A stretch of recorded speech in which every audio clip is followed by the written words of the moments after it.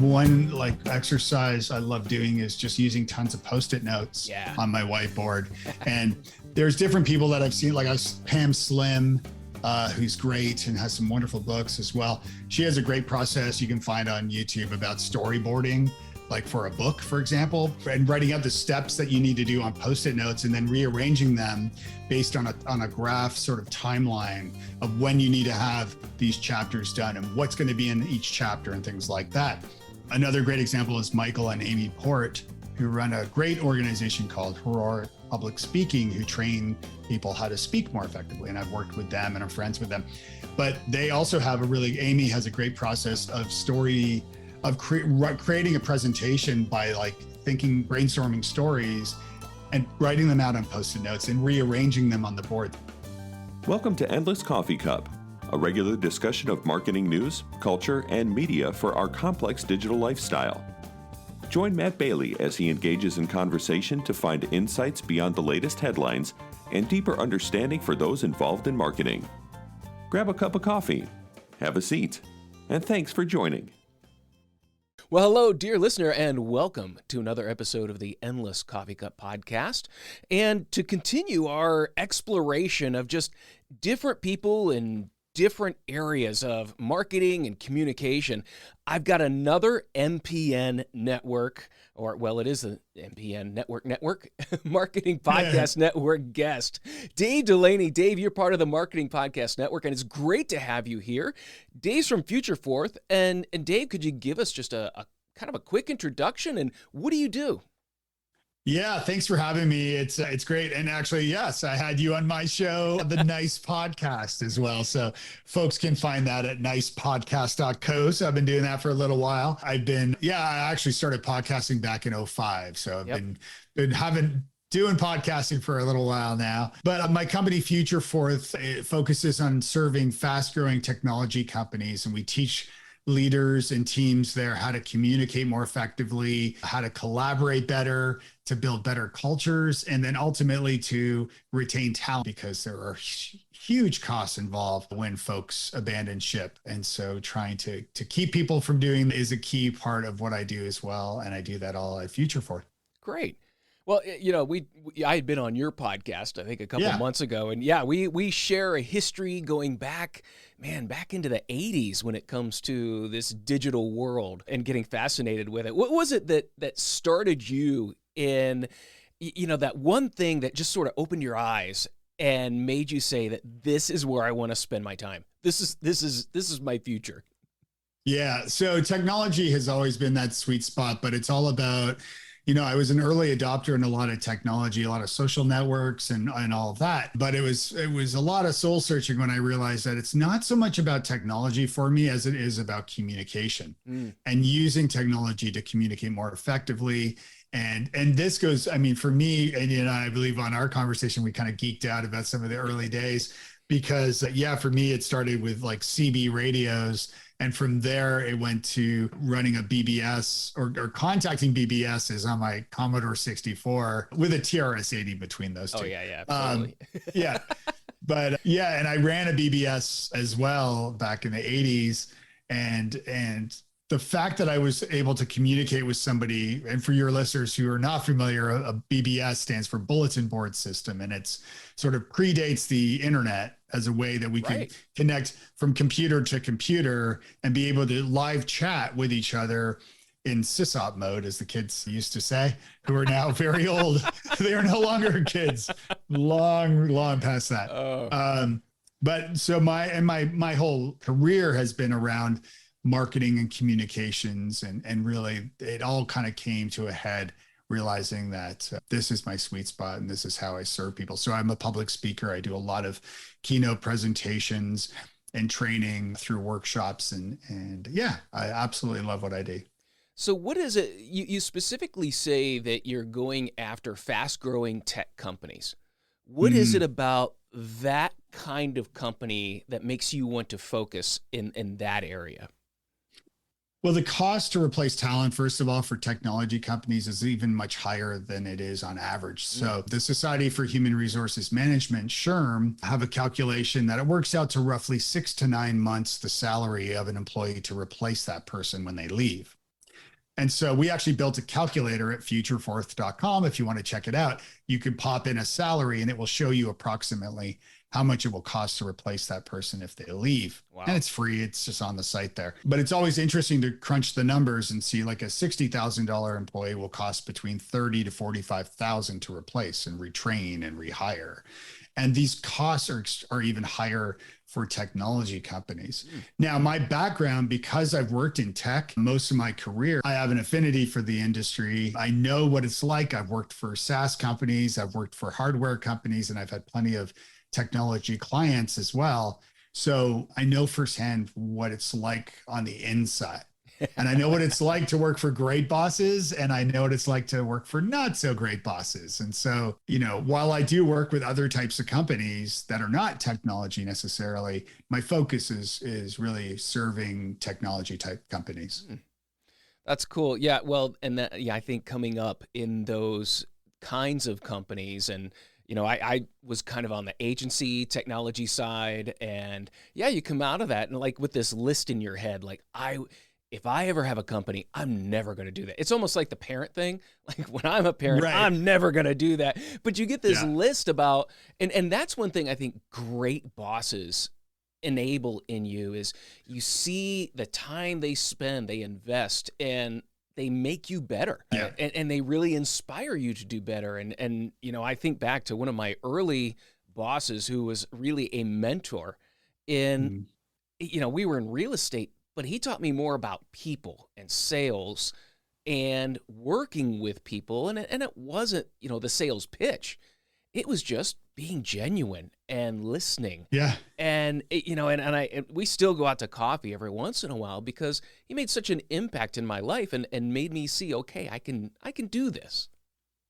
Yeah, that's it. I mean, it's really, whether you're a B2B or a B2C type of company, or whether you're just like a SaaS company who are not dealing with their clients firsthand in person necessarily, at the end of the day, you're dealing with humans, to your point. And so the way we treat our customers, our prospects, our staff, is crucial. And this is how the NICE methodology was, how I created that NICE method framework in order to help improve this with organizations. All right. You mentioned it. So what is the NICE method? I love it because, you've named the podcast, you go into that, but what is the NICE method? So there's 3 tiers to the NICE method. The first is to hear your team. And I go through exercises and trainings on how to better hear your team, getting everybody on board to listen to one another, to provide feedback and recognition. There's a stat from SHRM also that 45% of new hires only 45% of new hires within the first 30 days feel any kind of value. So people leave because they don't get recognized, and long-term staff don't get recognized for their good work. So I have some strategies and ways that I teach leaders and teams to recognize the people. And so this all gets into hearing your team, communicating more effectively, actively listening with intent. So that's hearing your team. The second is avoiding the wrecks. And the wrecks are caused by poor communication. And so with avoiding the wrecks, these wrecks are also caused by fear of management, fear to speak up because you don't feel empowered or you're scared to speak up in your organization. And then bad things happen as a result because you're not speaking up because you don't feel empowered enough to do that, or trust as well. So avoiding the wrecks is important. And then the third tier is life outside the walls. And what I mean by that is finding ways to bring your team together, to build genuine relationships. We're far less likely to quit a job in the first place when we have friends at work. And so finding ways to bring your team members together, both inside the walls and outside of the walls. But so it's about relationships, it's about trust, and it's also about finding ways to use your company and your team to support your local community and to support the world in different causes in different ways. And this it takes you away from the grind, from the 9 to 5 or 8 to 6 or whatever hours you're working, and has your team come together to do things like school backpack programs where you're feeding and you're stuffing school backpacks with back to school supplies for needy kids, or you're working at a food bank, or you're doing, Meals on Wheels, or there's a lot of different opportunities, or using Kiva even, which is a great service, ways to bring your team together. And this gives you an opportunity to not only work together and support great causes, but you also get to know each other better. And when you start to get to know each other better, relationships are born that way. Yeah. Otherwise, it's everybody staring at monitors, with headphones on in a factory, just knocking out whatever they're knocking out. And so you need to instill trust and relationships. And this is all part of the NICE method. How difficult, I love the method. I love how you're going through that. How difficult is that now when we've got teams working remotely, some from home?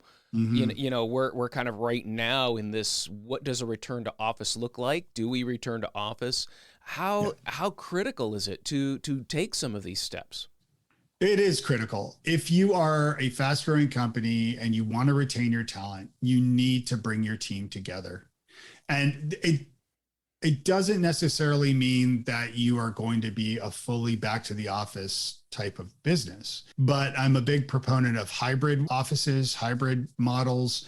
The key thing with hybrid, though, is you have to have your team in-house on the same days and times each week. It can't be just come as you want. Right. So rather, it might be a Tuesday through Thursday working, or whatever it is, or Monday and Friday, but making sure that your staff are all working in-house at the same time. I've heard a lot of horror stories about people trying to get back to the office or introduce a hybrid model, and they go and there's nobody there, but they were all there yesterday. And so you're missing opportunities there. So and for those companies that are fully distributed, and I have clients who I've served who are like that, I encourage them to bring their team together in person, even a couple of times a year, once a quarter, whether it's an offsite or maybe a company retreat, and bringing your team together. I do a lot of workshops at retreats as well, where I'm hired to come and do a half day or 2 half days when the other halves are, more for socializing and having some fun activities. I try to make it fun as well. Right. Yeah. But and the analogy I use with this when I get asked about this a lot is think of like a long distance relationship or romantic relationship, right? You can't just exist long distance without seeing each other forever. Right. Chances are it's just not going to work long term. You have to come together and see each other in person.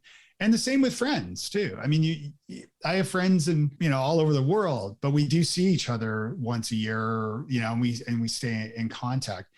There's something to be said about physical touch as well. Not in a calling the HR kind of way, but just, not like that. But just like a high five or handshake, yes, or a hug, if it's appropriate. Well, touch actually helps to instill trust and build these relationships with people. Mm-hmm. And that's what's key. Because again, unless you're some sort of factory business and you don't care about retention, you do need to bring your team together, and these relationships grow as a result. Absolutely. I mean, like you, I do workshops and training, and, I've had my fill of virtual, and you can't, I'll be the first to line up in the line that says it's not the same. You right. don't get the same interaction. You don't build the same relationship. So I was on site yesterday doing a half-day workshop. They're broken up into teams of 4, and they're working on a business problem. Mm-hmm. And what was so amazing, and this wouldn't happen like in Zoom if they're in their groups, because another group overhears what this group's doing, and one of those guys happens to understand the supply chain here, so he goes over and starts telling them, here's the selling points of our supply chain, which gives them the data they need in order to, build their presentation. And just to see that happen, that not only were most of the people in these groups of 4 didn't really know each other that well, they hadn't seen each other. I think about a third of the group was new since COVID. So there was a lot of getting to know people, understanding the relationships and building there. It was just so much fun to watch and to be a part of. That's not on Zoom. You cannot get that.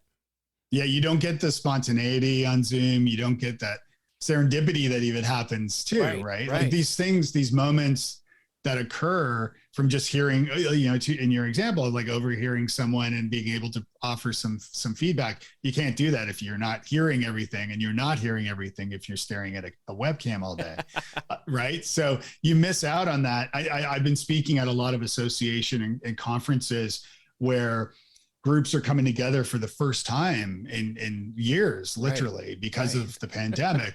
And it has been tons of fun because the energy is so high, bringing everybody back together. So, but and to your point about like sort of, a lot of millennials now, the studies are showing that millennials want to go to the office. They want to connect with their colleagues and meet people. And part of it is this proximity bias that happens when you're not there. The analogy, I wrote a blog post a little while ago called Smoking with the Boss. And there was a Friends episode, also dating myself perhaps, but there was a Friends episode where Rachel, there was a new hire, and the new hire was getting all the best jobs from her boss. And she couldn't figure out what was happening. And then she figured out what was happening was the boss and the new hire smoked. And so they would go out on cigarette breaks. And during that time, the boss would talk casually, get to know one another. And the boss would give the new hire all the best jobs. And so Rachel then pretended that she smoked in order to start hanging out with them. And, comedy ensued. But this proximity bias is a real thing. I mean, it's really hard to get a promotion or to move up or into different divisions or do different things for the company you work for if you're not top of mind. And it's hard to be top of mind if you're not there, if they don't see you in the halls or at the water cooler. Absolutely. I had a previous podcast guest. She was a medical doctor, and now she's, working with people from the psychological standpoint. And she said that's one of the biggest things we're going to see, especially the younger millennials who don't want to go back. You're going to get overlooked. You're going to get overlooked for promotions, overlooked for jobs, overlooked for work. And very interestingly, in this training that I did yesterday, the CEO stopped in and kind of took over. I'm not going to, sure, take over. And what he said just reinforced so much of what we were talking about. And he said, we've got a building we're paying for, and no one's in it. He says, but we're heading into our best August ever. So, what does this look like? And he's asking them, he says, but I don't want to just tell you to be here, but I also want to know who my high performers are. I want to reward people who are, not here from 9 to 5, but the ones that are productive, that are making things happen. And I thought that was a really self-aware statement to make to his team, that we're not looking at it from, we're paying for this, so you got to be here. He gave the personal reality of it, that we need to know who we can depend on. That's what makes teamwork. Absolutely. Yeah. And that's the magic of the hybrid model, right? Like assuming everybody's on the same page. And as I mentioned, having everybody under the same roof at the same time and days of the week, so that all can take place.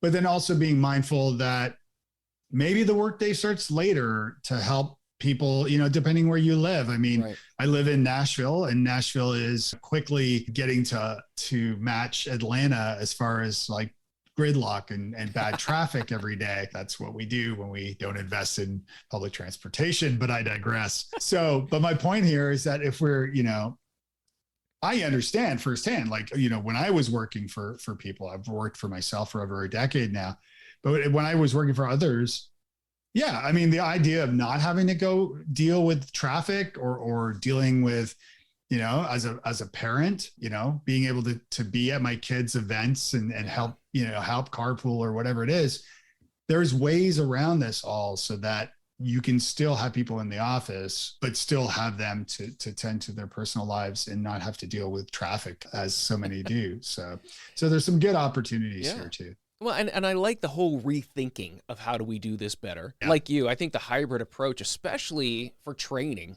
is essential. I think we need to leave the Zoom training and the virtual training behind. I'm I'm so ready to do that. It's hard to know if your jokes bomb when you're talking on Zoom, when you're the only one talking. It is. Well, and then, and I've talked about this before, that when people don't turn on their cameras, and you probably get into this, when whoever coordinated the training makes the introduction, and if they turn off their camera, I know how it's going to go. Everyone else is going to turn off their cameras. There's going to be zero feedback. There's not going to be hardly any interaction, because now maybe I have one or two. And throughout, I'm telling people, turn on your cameras. I don't, I know you're doing your email. I'd be doing the same thing. Honestly, when I'm on a webinar, yes, that's what I'm doing. Yeah. And it's hard. But when you have a leader who introduces the content, here's why we're here, here's my goal for it, and hands it over, and their camera stays on, everyone else's camera is going to stay on. And so that leadership, it creates a culture. And I've noticed that in different companies, how many cameras are on, how many cameras are off, that reflects really, I think, the communication level of that company. I'll give you 3 tips on the Zoom thing, or Meet, or Teams, or whatever video conferencing service you're using. The first is to turn off your view when conversing with someone on a webcam. So block out. Most platforms have the ability to close off your self view, as it's called, so that you don't see yourself, because what we end up doing is seeing if anything's caught in our teeth as we're talking. And truly, as you're conversing human to human, let's say we're conversing in a hallway in person somewhere, or wherever, you're not holding a mirror for me to see myself. Right. So there's no reason why you should see yourself as you're conversing. Maybe a quick webcam check to make sure your hair is in the right place, or whatever it is, or you don't have spinach in your teeth. But after that, closing out your camera view is a great way to build rapport. I will give you the second tip for those, if we are recording the video of this. The second tip here is this. Oh yeah. So what I am showing you here, I have a Post-it note above my webcam with a smiley face that I've drawn to remind me to smile. Yes. And I post that. I drew it upside down and posted it above my webcam, so I'm staring at the smiley face. I studied radio and television broadcasting in my early days of school. And in radio, a lot of radio stations, let's say it's a classic rock station, they would have pictures of avatars of their typical listeners. And they would pin those pictures above their microphone in the sound booth, so that when they were speaking in the microphone, they were looking at these photos of their potential, or their possible types of people that listen to them, to remember how to speak and what they're saying. So I keep my little Post-it note smiley face there to remind me to smile. Right. The third tip is a big one. I am holding up a red compressed air can, and it is called Pet Corrector. And I swear to God, I should be working for these people at this point. They don't know I exist, but I've told so many speakers. I have a lot of speaker friends, and of course, podcasting comrades, as we are too. What this is if you have a noisy dog who likes to bark when the Amazon person comes to the door, or somebody walks by the house, our mini Aussie Peggy just goes crazy when somebody walks past. This is a compressed air can. You spray it in the air. You're not spraying the dog. You spray it in the air, and it makes this loud hiss sound. Right. And the dog goes, it stops her dead in her tracks, and she's silent. So what I do is I casually hit my mute button, hit the can, and then drop it back on and continue talking. And Peggy's there like frozen in, like, what was that? I've got to share that. I know exactly who to share that with. Because, 3 tips. Yes. Right there. Yes. I know someone who can use that third tip right now and change your calls. Tell the nice people at Pet Corrector that Dave Delaney sent them, so Absolutely. that they can start cutting me a check. That's great. I think it's something else we have in common too. It's like I did internships at both radio and TV stations, and even the guys on radio, he told me, if you're going to speak and you want that, you don't want to be that monotone voice. You need to speak as if you're on video. You need to speak as if Yeah, like you've got to smile. You've got to bring that emotion into your face. That's Yeah. the only way it will translate into your mouth. I always thought that was interesting. And then, I kind of learned the up and down pattern of maintaining that audio interest as you Right. go through there. So Yeah. cool things. I mean, there's valuable things to pick up from these experiences. I like how you brought that in. Absolutely. Yeah. Yeah. One of the things I wanted to do is even, we talked about hybrid work and for training, bringing a team together, but even just for, let's say we're going to do Tuesdays from 10 to 3. Mm-hmm. And what's the value now? And you made the comment too about, sitting there with your headphones on, that if we're going to be in the office, and that's one of the things that I absolutely love about the training, is we're doing an assignment together. We're working on it. And one of the things, so what I was training yesterday was how to make a data presentation, how to find an insight in the data, how to find a visual that fits, how to tell a story about this to engage a decision maker. Yeah. And what I was stressing was this is not something you do alone for 8 hours. That your presentation will be better when you bring in people who this affects, get their input, but then also get their input on how the presentation runs.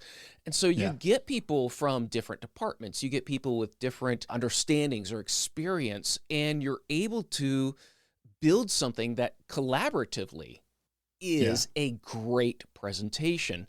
And I think people have missed out on that value of working together collaboratively on a project in the same room, for a day, rather than just, I don't like that sitting there with headphones on. It's, you might as well be home if that's what we're going to do when we're in the office.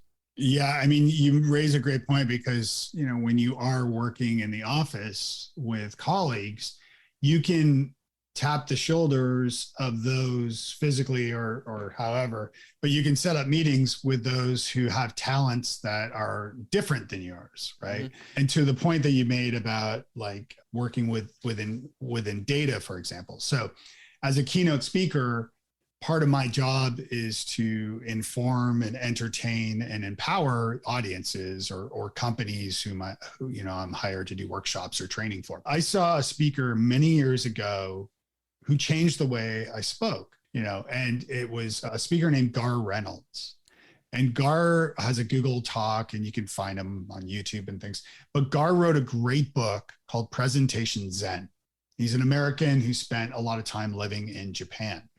And he started taking the design methodologies of the Japanese, these traditional design methodologies where less is more, if you will. And what he would do was design his slides to present complex or important data, important information, but depict it in a way that would clearly, simplify that information and present it in an appealing way. And so you got me thinking about that because I do a keynote called the ROI of Nice. And in that presentation, it's a good example because I share a lot of statistics in it. And by the way, there's a webcast, like on-demand version at FutureForth.com where you can watch it if you want. But in that presentation, you can see the way I've designed these slides. I was very much inspired by the way that he does it, so for example, you mentioned like data points and things like, if you're sharing like, 1 in 5, blah, blah, blah, it might be like a pebble in a hand as the image. And it's the speaker who's able to communicate that 1 in 5 or whatever it may be in some really appealing visual ways to make it more impactful. And so getting back to your original point there, and what I'm trying to get at was that if you let's say you're a data person and you need to present some information around there and you're in the office, why not talk to your creative director or one of the designers at your to help you visualize this content and say, hey, I've got these pretty heavy duty numbers I want to share, but I don't want to put people to sleep or scare them off with like a big chart or something. Right. Can you help me with this? And so you've got these resources in house who can help you with this. So yeah, that's another reason why working together that way can be beneficial. It is. And I always love it when a group does have someone with some graphic design chops, because you know something's going to happen. It was really interesting too that when they started, and I make them work on easel pads. We're not working on laptops because, and maybe you've seen this too, that when I have a group project, if everyone's on a laptop, they don't talk. If they're gathered around a whiteboard or an easel, there's more talking, there's more going through, but also there is a value in iterations. And so we got to a point and I saw that everyone starts putting together a slide or a presentation, and they all went right back to that traditional marketing. Here's what happened. And I made them all, take it all down, because you didn't start with your ask. What are you asking for? And then you support that. Hey everyone, this is Matt, and thanks for listening. Just a quick break in the middle of the podcast here to let you know there's a couple ways that you can connect with us. The first is learn.sitelogic.com. That's the learning site where you can see courses on analytics, courses on digital marketing across paid search, SEO, multiple disciplines. And then also, you can connect with us on Slack. Go to Slack if you're there and look for us at endlesscoffeecup.slack.com. Connect with us. I'd love to hear from you. Hear what ails you in the realm of digital marketing. Are there courses you need, information that you'd like to hear, or maybe some past guests that you'd like to hear more from? Thanks again for being a listener of the Endless Coffee Cup, and I look forward to hearing from you. So, now when they had to do that reiteration, that's when the creativity came out. That's when, well, this is my ask. How do I present that? And now it became a bit more visual, more specific. We started working in more financial impact, but that as a team being then forced to, okay, good start, reiterate, do it again. Boy, that I just noticed how much more it kind of bonded them, challenged, but it deepened those communication ties with each group to make that happen. Go ahead. Yeah. Oh no, I was just going to say to your point, I think getting analog is a great thing to do, especially, and we're two technology folks who do a lot of that and spend a lot of time on computers, but going analog is so beneficial in a lot of ways. One exercise I love doing is just using tons of Post-it notes on my whiteboard. And there's different people that I've seen, Pam Slim, who's great and has some wonderful books as well. She has a great process you can find on YouTube about storyboarding, for a book, for example, and writing out the steps that you need to do on Post-it notes and then rearranging them based on a graph sort of timeline of when you need to have these chapters done and what's going to be in each chapter and things like that. Another great example is Michael and Amy Port, who run a great organization called ROI Public Speaking, who train people how to speak more effectively. And I've worked with them and I'm friends with them. But they also have Amy has a great process of creating a presentation by brainstorming stories and writing them out on Post-it notes and rearranging them on the board. So it's similar in that way, but so much can be done when you go analog. So absolutely. Oh yeah. What are some of the activities you do with a group to build that communication?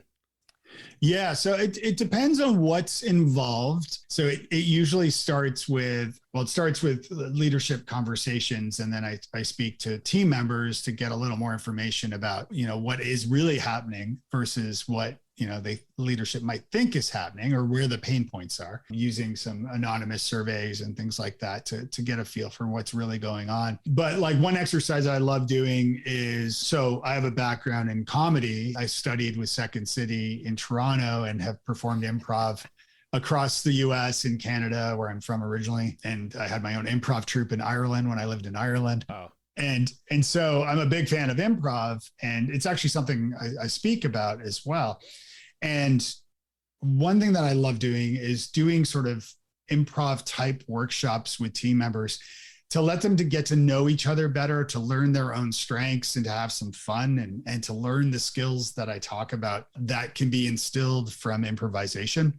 I don't sell it as an improv workshop because mainly I don't want to scare people off Yeah. or make them think it's like some cheesy thing where it could be like that, but it's not. And so an example of this was I was working with a fast growing SaaS technology company, and there was a lot of kind of generalized thinking initially where they were growing so quickly. And what happens with fast growing companies, I've experienced it firsthand, is you don't know the new hires or you don't know people because you're growing so quickly. Right. You're not leadership is missing opportunities because they're busy and suddenly you're growing so fast, you don't know who you're working with anymore. And that can affect things really badly. So, and turnover happens there too, where this contagion where one person leaves and then more people start to follow. And so this company hired me to do a workshop with them or a couple of workshops with them. And to do this as part of the NICE method, I got, like, for example, there was an assumption that developers tend to be introverted and quiet and headphones down, coding and doing their thing. And there's some validity to that. There's some truth to that, but we're generalizing, right? And so what happened was the CTO or the head of sales always assumed that the developers were like this. But by doing these exercises, he connected with the developer and realized, whoa, this developer is really outgoing, very funny, but obviously really smart about what makes the sausage, right? And so the sales director on these really high sales opportunities would bring the developer with him sometimes. Nice. When he was selling to like a CTO or a CIO, because the salesperson could only talk about the bells and whistles and not enough about the inner workings of how it worked. So he would bring, once he learned how great and outgoing and well-spoken this developer was, he would bring the developer with him on these calls, and their conversions went way up on sales because once they started talking and these questions came up that the sales guy couldn't answer, the developer would chime in on those conversations, and thus they would have more sales as a result. So that's just an example. I love that example. I mean, talk about engaging your employees in the sales process, in the development process, in so many ways. I spent some time as a kind of in that role. I was in the technical side, but yet I supported the sales team. So I could do that. And I kind of had a sales background anyway, even though I had that tech experience. And so kind of I was in that role, but man, that makes you feel like you are such a valuable part of that business. And also you're using the strengths, maybe that personality strengths, but the knowledge strengths.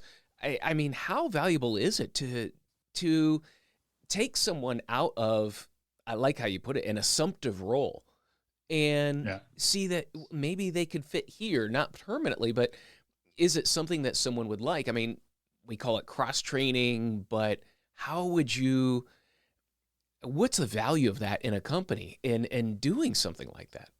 Well, and to the point too, just like sales where the 80-20 rule is, right? Where like 80% of your business comes from 20% of your clients or something to that. I might be butchering that. Oh, no, that's good. The same can be said for new hires where because of the cost that I mentioned and that you can use that little calculator to see, because of the cost of replacing somebody, what could happen when you hear your team as part of the NICE method is you can discover that maybe a team member has had in this example, let's say, this didn't happen in this example, but let's just say that the developer suddenly has a taste for sales and thinks, I'd actually like to try to do this. You're way better off helping your team members change roles within the company or divisions or what have you, keeping them as part of the company than you would be, and then promoting somebody to maybe their role in the technology side because your talent, or they already know the processes behind the scenes. They already know the brand. They already know where the extra coffee is kept and to always make another pot. Come on, people. Always make that fresh pot if you use the last of the coffee. But they know all this stuff. So it saves so much time on retraining and hiring new people. So promoting from within is a huge thing to do. I know with Google, who I've done some work with, they have like a 20 rule where they allow their team members to work in different departments of their choosing. I believe it was 20% of the time. So they could take a chunk of time each week and work in a different department or division, just kind of shadow and work in those areas just to get a taste for what it's like. And that would help. It also helps to keep their job interesting too, because now they're able to, poke the box of a different department to get a feel for what that's all about. And maybe they end up moving divisions as a result of that. I think everyone ought to spend a day in sales. Absolutely. And customer service. Well, yeah. I mean, it was one of those things that when I was in a company, I was in sales, and it was interesting because everyone back in back office, they felt like, the sales guys, they take off early, they've got easy, they go to these conferences, and and I'm sitting there going, I'm at a conference for 5 days and 5 nights. I'm not with my family. Do you want to come do this? It's Yes. And plus, and then we took a couple of the developers once with us, and at the end they're like, man, you guys got to be on all day, all night. I'm like, yes. Exactly. There is not a lot of rest because you are building relationships. That's what we're doing all day long. And so there was always this view of this inequality, and I'm sure you deal with that in different departments, that there's, how do you work with that during a workshop? Do you go after that? Do you help with that communication? No, absolutely. And just by saying that, by the way, you're going to be flashbacks of working CES. Yes. The Consumer Electronics Show was, I worked our booth, and that was, you're working, early morning to the end of the day. You're talking all day. You're working 7-8 days a week. Like you're working like over a week.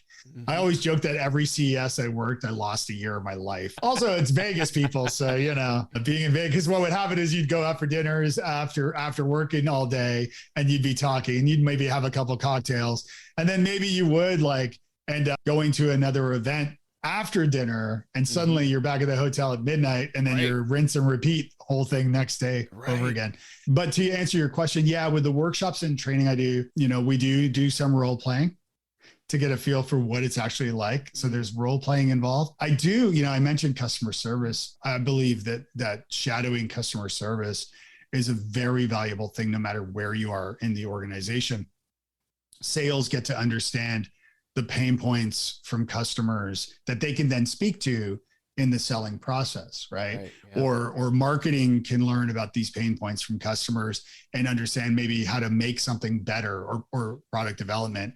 Our R&D might be able to solve, provide solutions, or marketing can make collateral training manuals or FAQs or videos on explaining stuff better. So I really believe there's a lot of value in customer service. Even talking about content marketing, which is something I've been a part of for most of my career, and blogging and podcasting and all these things, in my books and speaking, but in content too. I mean, start at your sales department or your customer service department and ask them what are the main pain points, and you'll get tons of content just as a result of that. So. Absolutely. When I teach SEO, that's the first two places I tell people to go, is sales and customer service, because they're right on the front lines with the pain points. And they know how people are saying, from an SEO perspective, they know how the customer's asking for it. So it's not like, how to reboot the X1Z 3000. Nobody wants to know that. It's like, how do I get my HVAC to work? Or how do my home heating isn't working, or whatever it is. So yes, you're absolutely right about that. Yeah, it's good stuff. I mean, what is not just what the pain point is, how are they expressing it? What are the words that they're using, and how do you then structure that into, overall now, how do you structure that not just into your sales content, but now our customer content, our following up, our onboarding. And part of it too is when we know the questions they're asking, even from a customer service standpoint, that has to make its way back into development or manufacturing or something, because if there's a consistent problem, then we have a problem in process. And the more the organization knows that, the better they can handle it. And that gets back to that hear your team section of the NICE method, right? It's hearing your team and understanding what is happening so that information can be communicated to avoid the wrecks, right? And ultimately, retain talent. So I want to ask a question about cult. Like you Mhm. said, you talk to the leadership, you get an idea. What are some red flags about culture that maybe appear to you and maybe that you could give to people who are looking for jobs? What are some red flags about culture to be aware of? Yeah. So, I mean, the old line that people don't quit bad jobs, they quit bad bosses Yeah. or bad managers, or, and it's true. So when you have a toxic environment, a toxic manager, a toxic leader who's causing problems, that comes back and haunts you. And so I start to find out details about this in my initial work advising companies and doing this consulting work in this nice method. But another way you can do it right now is look up your company on Indeed, look up your company on Glassdoor, read the reviews that your employees are usually anonymously leaving about your business. And you can get a feel. There's even on Glassdoor, there's even a category for leadership or even CEO. So you can see like what employees are saying about you. Now, all review sites, take it with a grain of salt. Yes. And don't beat yourself up about it. We all have bad experiences that happen, problems, bad days, misunderstandings. So it's important to keep that in mind. But there's always ways to improve how you're leading teams and how you're leading your people. And so that's a good starting point to get a feel for, exactly what people are saying about you. That is interesting. And that is, yeah, I think it's one of those things that people get into that. And I've noticed that sometimes in the training where sometimes people aren't as free with their opinions because they're kind of watching to see who's here, what can I say? And yet you get a little bit of that hesitancy going on. Yeah. That those one of those things that kind of jumps out to me, that what's holding people back here? It affects your brand and your name because as a speaker, I one of my keynotes that I do is called, as I mentioned, the ROI of Nice, and it's about leadership and realizing that everybody's a leader and how to use the NICE method for yourselves. But in that presentation, whenever I do it, I get a lineup of people to talk to me after off stage. And I get at least a few people who confide in me about the terrible leader they worked under or the company that was terrible that they worked for. And guess what? They name the names. They name the names of the people. They name the names of the companies. And then I get it in my head. And I surely am not the first person that they told about these experiences or these company names or these people. And so right away, that tarnishes your brand and your professional name. If I know you or I've heard of you or your company after these conversations, and that happens, I'm like, oh gosh, wow. I'm glad I don't work for so-and-so. Wow. So yeah, people talk. If you're a leader or a manager, what are a couple things that you could do that absolutely kills an employee's morale? Ignore them. Ignore them. Or worse, even ask for feedback and then don't do anything with the feedback. Don't make any changes. That kills morale. Like kills morale when you don't recognize your people and you don't listen. You don't not even listen to them. You don't even talk to them. And I've worked in companies like that. I've experienced it firsthand of sitting there day to day thinking you're doing a good job, but I don't know. You don't know. Right. And you're afraid to ask because if somebody's not providing feedback to you, you're probably afraid of them to ask, and you don't want to cause problems. So better to keep my mouth shut. Yeah. So not providing feedback is brutal. And so you need to be asking questions, providing feedback, not being feared. Those are all important. Very good. Okay. I got to ask, what is maybe a contrarian viewpoint that you bring to this industry of retention, employees?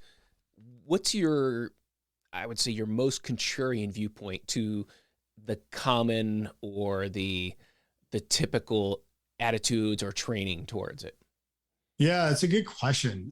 It depends who you talk to, I suppose, right? I mean, there are plenty of people who do not want to go back to the office. Like hell or high water, I'm not going back. Right. And and I've talked to people like that and I get it. And I understand why they feel that way. So for those folks, certainly my views on hybrid work, as I've expressed to you here, are contrarian to those folks for sure. That would be a big one. I think I'm trying to think of other ones. I'm honestly like, I've got a problem, Matt. I'm a bit of a people pleaser. So I don't want to cause problems. I'm not seeking ways to cause problems. I'm more of a peacekeeper, and my goal is to bring the people together and to make work better. I like that. I guess I would describe it as things, is there any advice that you just roll your eyes to when it comes to leadership or management? That I roll my eyes to. Gosh. Like, I can't believe this is still in the industry. People are saying this. I don't know. A lot of the things that I learn along the way are true. And a lot of the things are also timely. So I might roll my eyes at them initially, but then, dig a little deeper and you realize, wait a minute, treating people kindly. Huh. Yeah. That is something that we could do better. That in itself right now is contrarian. So maybe that's it, right? Be unnice. Right. So you've got the be nice in the corner. Dave, how does this even translate? So some of the listeners may not be in leadership, may not be in management, but how does this translate even into family life? How can we be better fathers, mothers, sons, daughters, whatever? How does this methodology translate into my everyday? It really does. I mean, it's the same, replace hear your team with hear your family, right? But it does. I mean, if you're listening, if you're actively listening and you're focusing on truly listening, looking the person, maybe it's your kiddo, them about ways that they can communicate better. I've shared this story about my son is more introverted. He's a teenager. He's more introverted. I'm more extroverted. My wife is introverted. My daughter is extroverted. Go figure. So, but my son's like, I don't like having to talk to so many people or making small talk and things. And for that, I always say, ask open-ended questions when you talk to somebody, because what happens there is they end up talking about themselves way more, and they do the bulk of the talking so that you don't have to. And he's tried it, and he's like, oh man, it totally worked well. So the person loves them because people like talking. Clearly, I'm a good example of that. But yeah, so. And this listening, this is part of this LISTEN acronym that I teach during the Nice Method workshops and in the webcast, if you watch that on the site. And actually, I have a book called The Nice Method, which I'm happy to offer your listeners for free if they'd like to. What's a good code to use? And I'll make a code. I'm just thinking of that. That's amazing, Dave. That'd be awesome. Yeah. Wow. Why don't we just put? I'm trying to think here. How about nice coffee? Nice coffee. Okay. So if your listeners go to nicemethod.us or nicemethod.us and use the coupon code NICECOFFEE, they'll get my book for free, which I think is $19 or $20 retail. So they can get that for free. That's awesome. Yeah, of course. Thank you. Yeah. No problem. That is great. That's just, it's funny. I was wondering, I'm like, can we talk and not geek out like we did before? Because that was just down a trip down memory lane and a rabbit hole in itself. But this has been fascinating, learning about how you're working with teams, how you're working with companies, really to open those lines of communication. I look at it too, my family. I've got a teenage daughter who she started out extremely extroverted and then became introverted. And she had to learn just to tell people, I don't like that. Yes. And please stop. And now, boy, she has no problem saying it. and because like you, I'm extroverted. I like to joke. I like to have fun. And she'll just kind of give me that look and just stop. Yeah. Come on, being funny. Yeah, I think it's even beyond the introvert, extrovert, ambivert topic. I think also teenagers. Yeah. I hear you. I've got 3 of them right now. And so, oh man, I've got 2. So yeah. Always interesting. It is something. I think my wife was reading a book saying something about, there is something wrong with your teenager's brain. It was something like that, But it was all about all the chemical changes that are going on. And yeah, there is some craziness going on in there.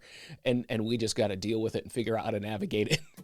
Yeah. And like getting back to work, right? Beyond family and work. It's, empathy, emotional intelligence is important because, keeping that in mind too. I remind my kids all the time, I'm like, your brain's not fully developed until you're 26, by the way. So just saying. That is a great statistic to have in your pocket.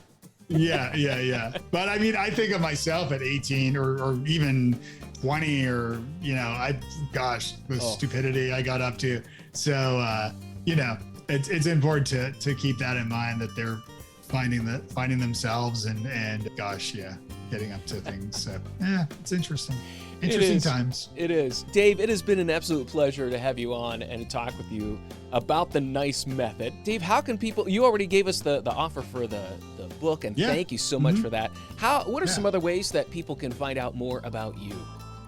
Yeah, you can go to FutureForth.com. That's where I live. My speaking page is davedelaney.me. And if you just Google Dave Delaney, I'm on all the social networks. Usually number one when you do a Google Dave Delaney. So hopefully the other Dave Delaneys haven't surpassed me yet. But yeah.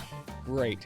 Thank you so much, Dave. And dear listener, thank you so much for tuning in. And I will have links to all of Dave's things and sites and profiles on the show page if you're interested. And I hope this has been inspiring to you, whether you're a manager, a leader, or in an organization, to open up those lines of communications. And maybe you have a chance to bring Dave into your group and improve the way your team works together. So thank you so much, listeners, for tuning in to another edition of the Endless Coffee Cup podcast. I look forward to having another cup of coffee with you next time. This podcast is heard along the Marketing Podcast Network. For more great marketing podcasts, visit marketingpodcasts.net.